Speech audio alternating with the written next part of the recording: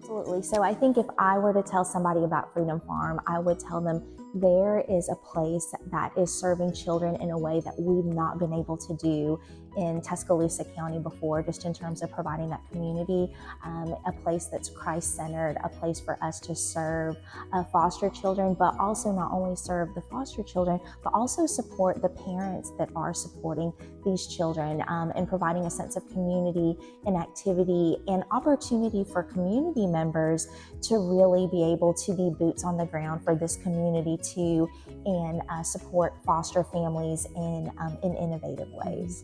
Just knew that this sounded like a wonderful expression of a way to give back to children in need of a family, to just spur them on to be able to live productive lives. And it just seemed to fit and click with us.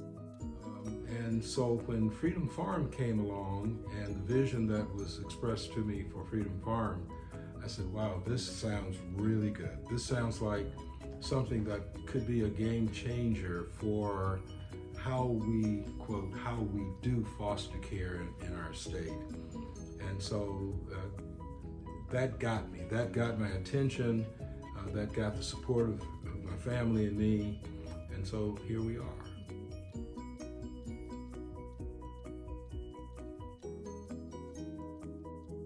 Virtually every major statistic you look at is in the 75-ish range. Teen pregnancy, dropouts, violent crimes, prison. I mean, it's across the board. And when you do something like this, where you are putting these kids who are already at risk into a home where there's a mother and a father, their chance and opportunity for success goes through. Not just because of the social side, of course, because in this case, they're going to get the faith-based side as well. Again, and just I mean, going back to, I mean, I can't help to go back to the country where I come from Colombia, you know, but of course, it's a third world country, and kids don't have, and I mean, to have that there, I mean, it's of course, you know, I mean, everybody, I mean, being a third world country, you're going to have violence, you're going to have, you know, poverty.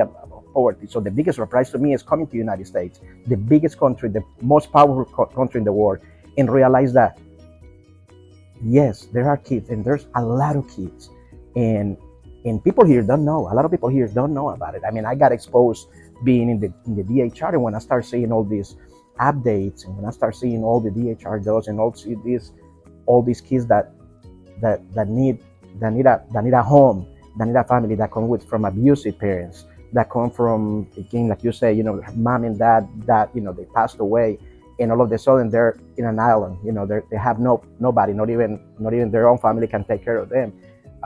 It was shocking to me, and it is here. People don't know here in Tuscaloosa, here in Northport. There's so many kids that need a family, they need a home right now, and they're out there, and the challenge is, what are you gonna do about it?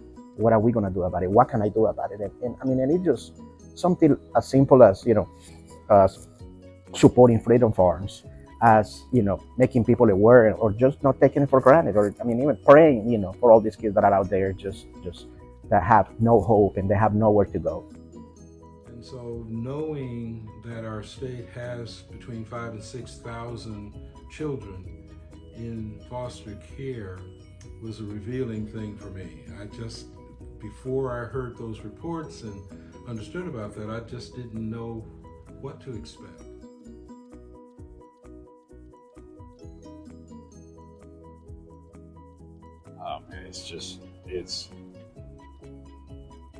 It's an incredible program. You know, there's, you know, I've known people that have grown up in the foster program, and they're great friends of mine. I mean, it's just a extremely important part.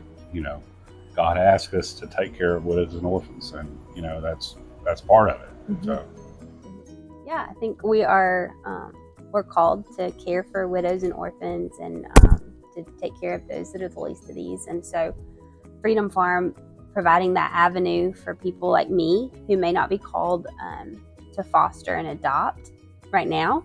And so to be able to assist and help children in crisis. And so with Freedom Farm here, having house parents that are taking care of the children, and us as a community being able to support them, however that is, if it's financially or if it's just through our giftings. I believe that God's given us all a part to play, and Freedom Farm is a good place for us to be able to do that. I would say get involved. To anybody who asks, get involved.